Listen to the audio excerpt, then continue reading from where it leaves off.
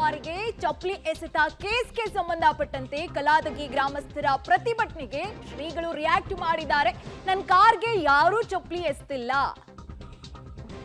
ಅಂತಹ ಯಾವುದೇ ಘಟನೆ ನಡೆದಿಲ್ಲ ಅಂತ ಸ್ವತಃ ಶ್ರೀಗಳೇ ರಿಯಾಕ್ಟ್ ಮಾಡಿರುವಂತದ್ದು. ಆ ಘಟನೆಗೂ ನನಗೂ ಯಾವುದೇ ರೀತಿಯ ಸಂಬಂಧ ಇಲ್ಲ ಅಂತ ಕೂಡ ಸ್ವತಃ ಶ್ರೀಗಳೇ ಹೇಳಿರುವಂತದ್ದು. ಬಾಗಲಕೋಟೆಯಲ್ಲಿ ಸ್ವತಃ ಶ್ರೀಗಳೇ ಚಪ್ಪಲಿ ಎಸೆದಂತಹ ಪ್ರಕರಣಕ್ಕೆ ಸಂಬಂಧಪಟ್ಟಂತೆ ರಿಯಾಕ್ಟ್ ಮಾಡಿರುವಂತದ್ದು.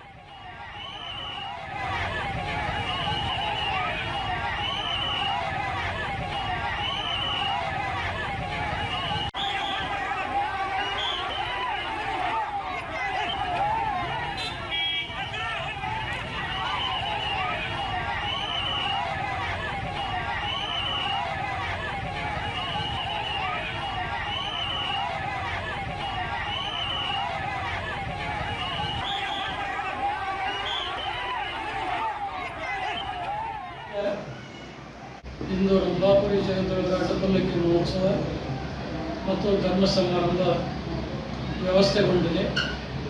ಬಹುಶಃ ಬಾಗಲಕೋಟೆಯಿಂದ